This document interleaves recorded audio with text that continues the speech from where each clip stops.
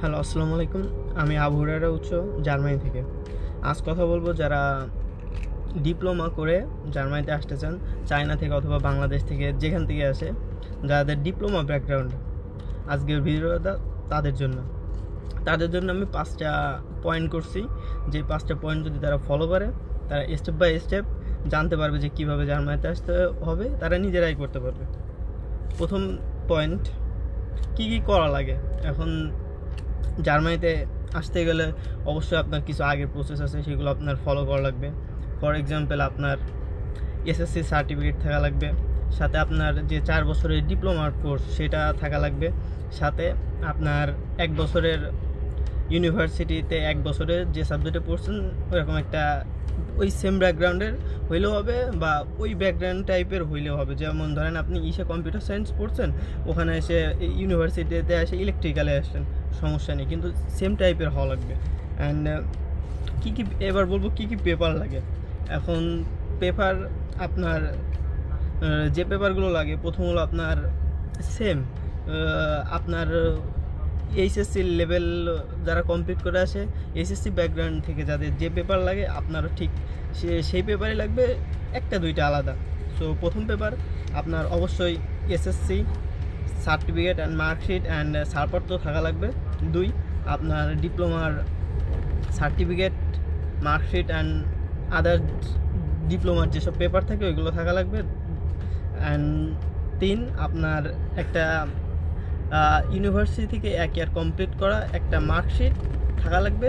এবং আপনি যদি ইংলিশ ব্যাকগ্রাউন্ডের হন, তাহলে তো আপনার আইএলস দিতে আরও সহজ হয়ে গেল, একটা আইএলস সার্টিফিকেট থাকা লাগবে।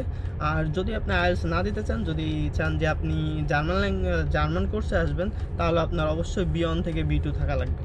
অ্যান্ড আপনার বাকি প্রসেসগুলো এসওপি অ্যান্ড যা যা আদারগুলো আছে ওইগুলো সেমই, এইচএসসি ব্যাকগ্রাউন্ডেরও যা লাগে আপনারও ঠিক সেমই লাগবে। শুধু আপনি নিজের মতো করে মোটিভেশন লেটারটা লেখার চেষ্টা করবেন, কারোর কাছ থেকে ধার করবেন না।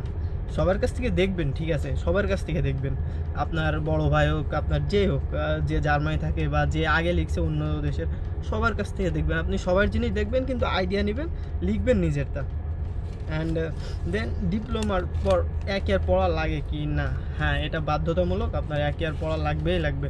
এখন আপনি তো আর ডিপ্লোমা যদি আপনি হন ইংলিশ ব্যাকগ্রাউন্ডের, হয়তো তখন আপনার পড়া লাগবে না। যদি ইংলিশ ব্যাকগ্রাউন্ডের না হন, মানে যদি আপনার ডিপ্লোমা ইংলিশে হয়, ধরেন আপনি 4 বছর ইংলিশেই পড়ছেন ডিপ্লোমা, মানে ইংরেজি ব্যাকগ্রাউন্ডের, তাহলে আপনার দরকার নাই ব্যাচেলারের 1 ইয়ার কমপ্লিট করার। যদি আপনার ইংলিশ ব্যাকগ্রাউন্ডের না হয়, তাহলে 100% আপনার 1 ইয়ার কমপ্লিট করাই লাগবে।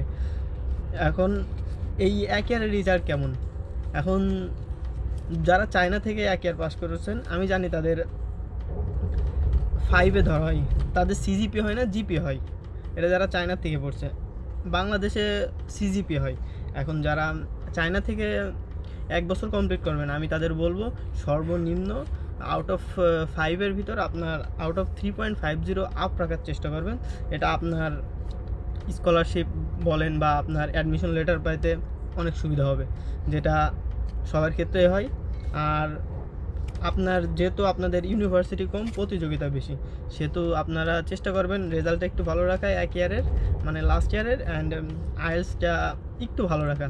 যা তাহলে আপনি হবে কি জানেন, যেটা হলো আপনি এই 4-5টা ইউনিভার্সিটিতে অ্যাপ্লাই করছেন, আপনার একটা হয়ে যাবে যদি আপনার রেজাল্ট, আপনার কোয়ালিফিকেশন ভালো থাকে। অ্যান্ড দেন ডিপ্লোমার পর 1 ইয়ার এটা গেল। এখন আইএলস লাগে কিনা আগেই ক্লিয়ার করছি।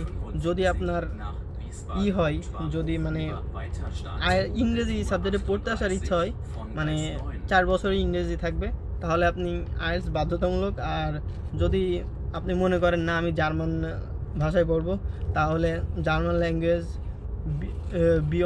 বিয়ন থেকে B2 যে কোনো একটা হইলেই হবে, বা B2 থাকা সব থেকে বেটার আমি মনে করি।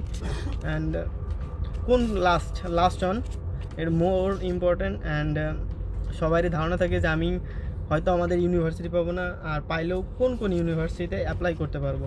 প্রথম, আপনি অনেকগুলো ইউনিভার্সিটিতে অ্যাপ্লাই করতে পারবেন, আপনার এটা নিয়ে কোনো টেনশন নাই, কিন্তু অ্যাপ্লাই অনেকগুলো ইউনিভার্সিটি করতে পারবেন। সো প্রথম ইউনিভার্সিটি যেটা অনেকগুলো ইউনিভার্সিটি আছে। Technical university of Munich first, this is the most high quality university একটা। দেন হক্সলে Bonn and university of Bremen and KIT and RWTH Essen University and University of Stuttgart and University of Duisburg Essen।